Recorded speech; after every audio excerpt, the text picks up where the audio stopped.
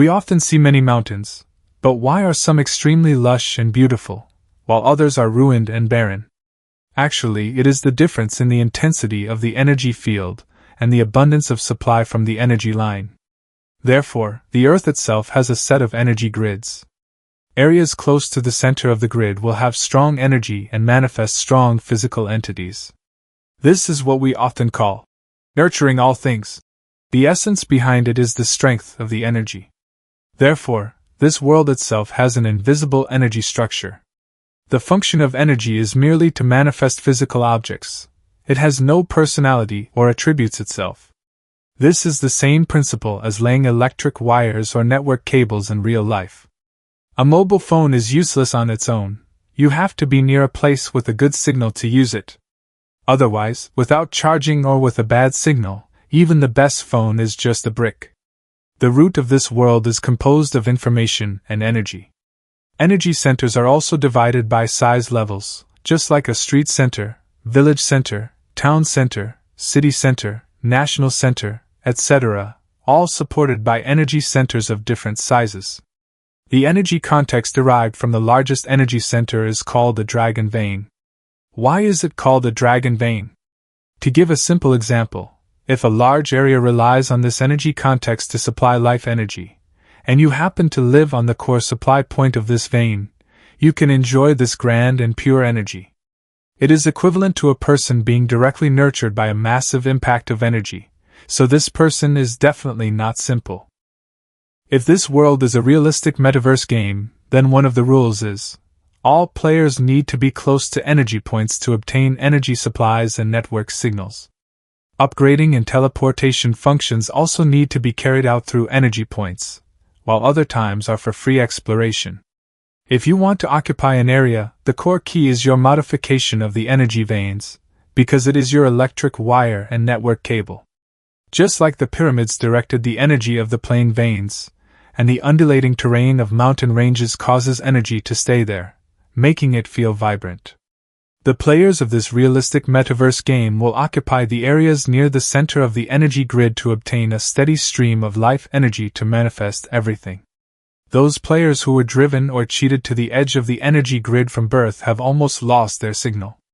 They live in a muddle, not knowing what they are living for, and cannot get charging energy supplies, living like NPCs.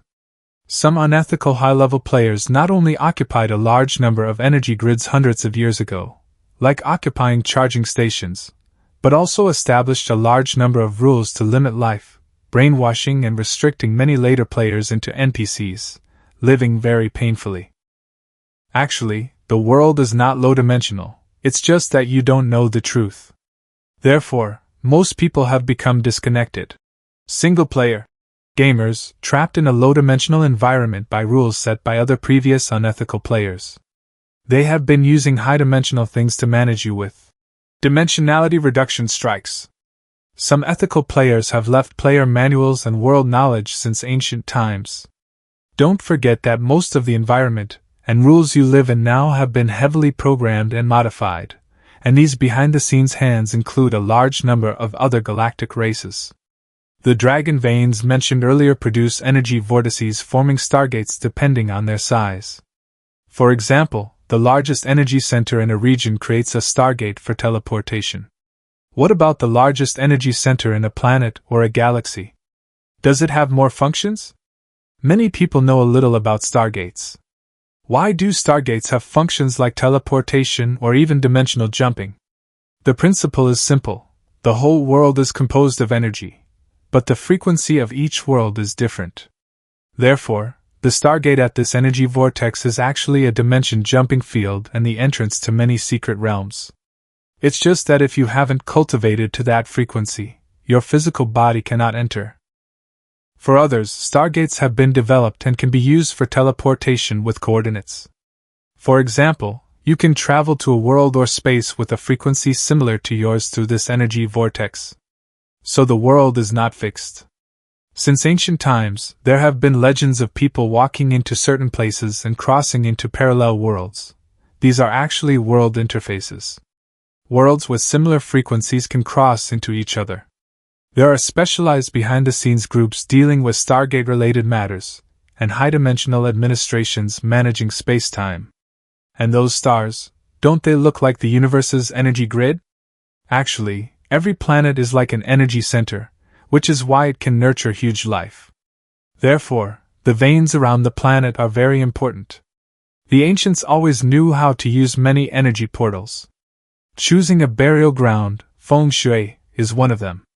It is the knowledge of storing human consciousness in energy vortices to protect descendants and continuously increase energy for them. Many rich people understand this, so they value feng shui very much. Another example is in Liao Fan's 4 Lessons. Liao Fan Si Sun.